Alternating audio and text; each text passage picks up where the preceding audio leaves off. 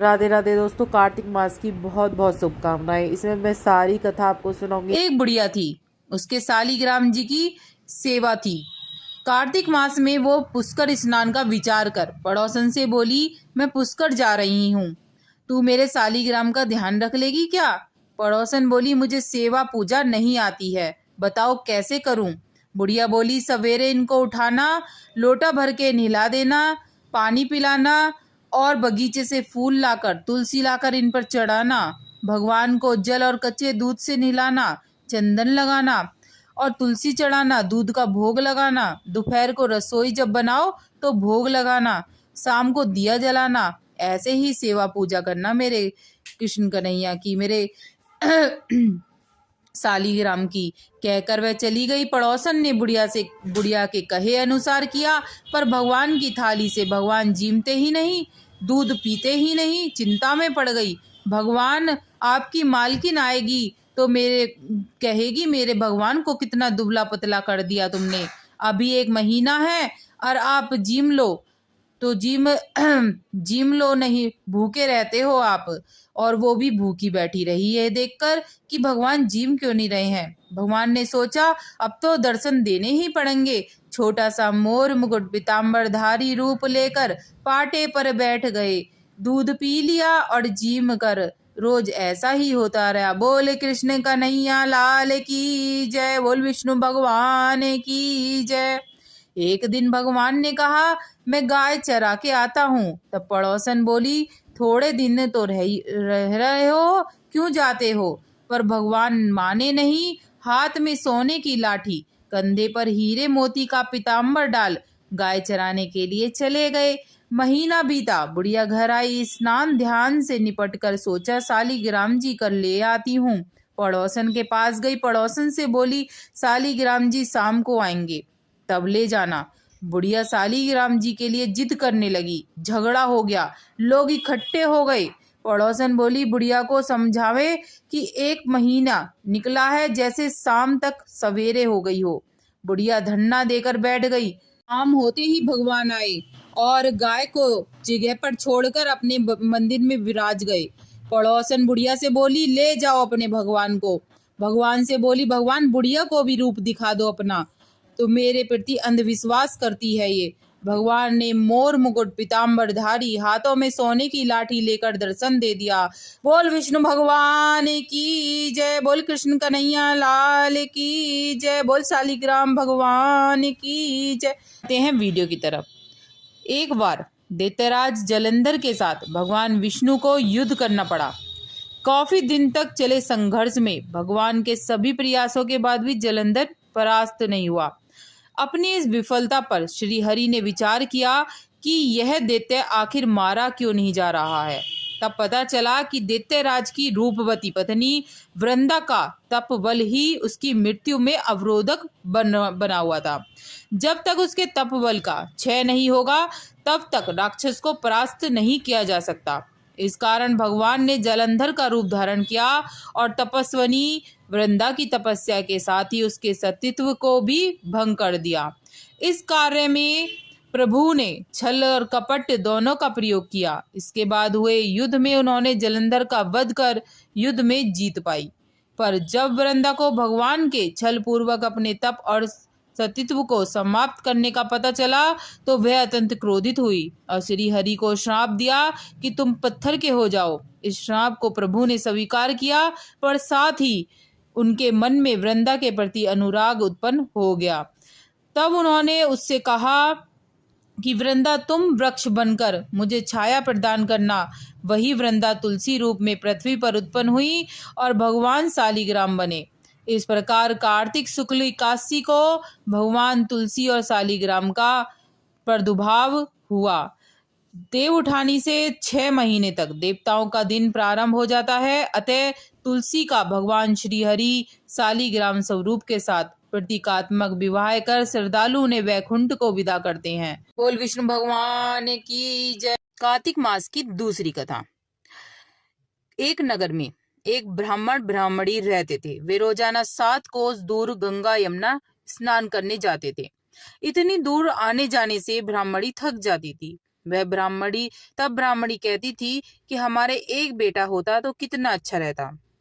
बेटे के बहू आती तो हमें वापस जाने पर खाना बना हुआ मिलता और बहू घर का काम भी कर देती। ब्राह्मणी की बात सुनकर ब्राह्मण ने कहा कि तूने बात तो सही कही है, चल मैं तेरे लिए बहू लाकर ही देता हूँ। ब्राह्मण ने कहा कि एक पोटली में आटा डालकर कुछ मोहरे रख दे, और ब्राह्मण के कहे पर ब्राह्मणी ने पोटली बांधकर दे दी। पोटली लेकर ब्राह्मण चला गया। ब्राह्मण अभी कुछ दूर ही गया था, उसे यमुना के किनारे बहुत ही सुंदर लड़कियां दिखाई दी। वे रेत में घर बनाकर खेल रही थी।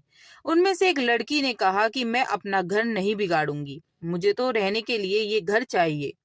लड़की की बात सुनकर ब्राह्मण मन ही मन सोचने लगा कि बहू बनाने के लिए यही लड़की सही रहेगी। जब वह लड़की जाने लगी तो ब्राह्मण भी उसके पीछे पीछे हो लिया।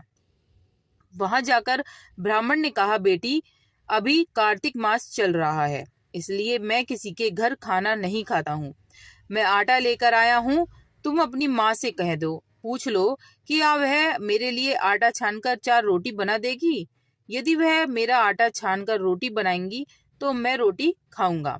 लड़की ने जाकर अपनी माँ से सारी बात कह दी। माँ ने कहा, ठीक है, जाकर बाबा से कह दें कि वह अपना आटा दे दें, मैं रोटी बना दूंगी। जब वह आटा छानने लगी तो आटे में से मोहर असरफी निकली। वह सोचने लगी कि जिसके आटे में इतनी मोहरें हैं उसके घर में कितनी होंगी।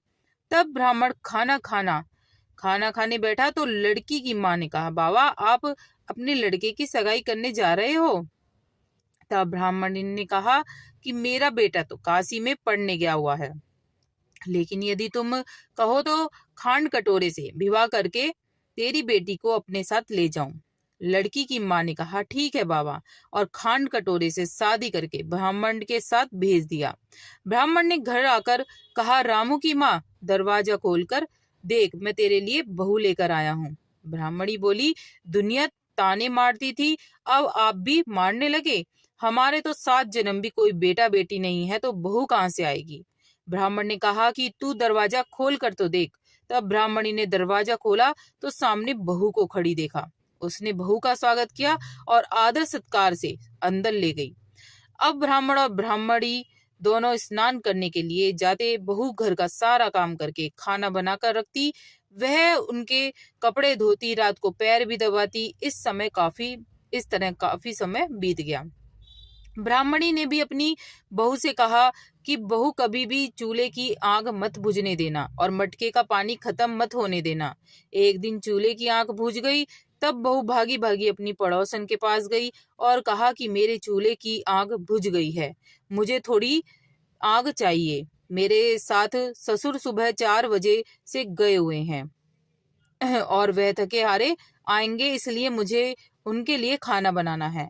तब पड़ोसन ने कहा कि तू तो बावली है, तुझे ये दोनों मिलकर पागल बना रहे हैं, इनके कोई बेटा नहीं है।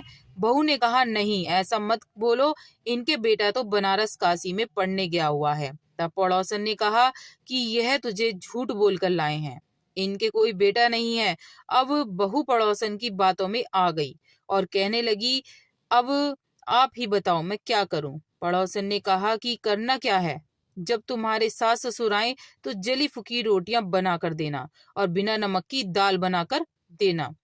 खीर की कचड़ी दाल में कर देना और दाल की कचड़ी खीर में कर देना। वह पड़ोसन की सारी सीख लेकर घर आ गई। जब उनके सास ससुर घर आए तो उसने ना तो उनका आदर ही किया, ना ही उनके कपड़े धोए। जब उनके सास ससुर को खाना दिया तो सास बोली, बहू आज ये रोटी जली फुकी क्यों है, दाल आलू नहीं क्यों है? तब बहू ने पलट कर जवाब दिया कि एक दिन ऐसा खा लोगी तुम्हारा कुछ नहीं बिगड़ेगा। सास ससुर को खरी खोटी सुनाकर वह फिर से पड़ोसन के पास गई और बोला कि अब आगे क्या करना है? पड़ोसन ने कहा, अब तू 7 कोठों की चाबी मांग लेना। अगले दिन जब भी स्नान करने के लिए जाने लगे, बहू अड़कर खड़ी हो गई, मुझे पहले 7 कोठों की चाबी चाहिए। तब ससुर ने कहा, इसे चाबी दे दो, आज भी इसका कल भी इसका। तब सासू ने उसे चाबी दे दी। सास ससुर के जाने के बाद जब बहू ने दरवाजे खोल कर देखा तो किसी में अन्न का भंडार भरा है, किसी में धन का, किसी कोठे में बर्तन का। जब उसने सबसे ऊपर का 7वां कोठा खोल कर देखा तो उसमें शिव जी, पार्वती जी, गणेश जी, लक्ष्मी माता, पीपल पतवारी, कार्तिक के ठाकुर, राई दामोदर, तुलसी का बिड़वा, गंगा यमुना व 33 कोटि देवता विराजमान है। बोल सांचे दरबार की जय। वहीं पर एक लड़का चंदन की चौकी पर बैठा माला जप रहा है। यह सब देखकर उसने लड़के से पूछा कि तू कौन है। तब लड़का बोला कि मैं तेरा पति हूँ। अभी दरवाजा बंद कर दे, जब मेरे माता पिता आएंगे तब दरवाजा खोलना। यह सब देखकर बहू बहुत प्रसन्न हुई, बहुत खुश हुई। 16 श्रृंगार कर सुंदर वस्त्र पहनकर अपने सास ससुर का इंतजार करने लगी। उसने अपने सास ससुर के लिए अच्छे अच्छे पकवान बनाए। जब उसके साथ सास ससुर घर पर आए तो उसने उनका आदर सत्कार बहुत किया, प्रेम पूर्वक उन्हें खाना खिलाया और पैर दबाने लगी। और दबाते दबाते बहू ने कहा, माँ आप इतनी दूर गंगा जमुना नहाने क्यों जाती हो? थक जाती होंगी, आप घर में ही नहा लिया करो। तब सास ने सुनकर कहा, बेटी गंगा यमुना घर पर तो नहीं बहती हैं। तब उसने कहा, माँ जी बहती हैं, चलो मैं आपको दिखाती हूँ। तब बहू ने 7वां कोठा खोल कर दिखाया तो उसमें शिव जी, पार्वती जी, गणेश जी, लक्ष्मी जी, पीपल पथवारी, कार्तिक के ठाकुर, राई दामोदर, तुलसी का बिड़वा, गंगा यमुना बह रही हैं। 33 कोटि देवी देवता विराजमान है। वहीं चौकी पर बैठा एक लड़का माला जप रहा है। माँ ने कहा कि तू कौन? लड़का बोला, माँ मैं तेरा बेटा हूँ। तब ब्राह्मणी ने पूछा कि तू कहाँ से आया है? लड़के ने जवाब दिया कि मुझे कार्तिक के देवता ने भेजा है। बुढ़िया ने कहा, बेटा यह दुनिया कैसे मानेगी कि तू मेरा बेटा है? बुढ़िया ने कुछ विद्वान पंडित से मदद मांगी। पंडितों ने कहा, इस पार बहू बेटा खड़ा हो जाए और उस पार बुढ़िया खड़ी हो जाए। बुढ़िया ने चमड़े की अंगिया पहनी हो और छाती में से दूध की धार निकलकर बेटे की दाढ़ी मूछ भीग जाए, पवन पानी से गठजोड़ा बंधे, तब माने यह बुढ़िया का बेटा है। उसने ऐसा ही किया। चमड़े की अंगिया फट गई, छाती से दूध की धार निकलकर बेटे की दाढ़ी मूछ भीग गई, पवन पानी से बहू बेटे का गठजोड़ा बंध गया। यह सब देखकर ब्राह्मण ब्राह्मणी बहुत खुश हुए। उनका खुशी का कोई ठिकाना नहीं था, क्योंकि उन्हें पुत्र जो मिल गया था और सारे देवी देवता उनको दर्शन हो गए थे। हे कार्तिक के ठाकुर, जैसे ब्राह्मण ब्राह्मणी को बहू बेटा दिया, सबको देना। कार्तिक मास की कथा कहने सुनने हुंकारा भरने वाले सब पर कृपा करना।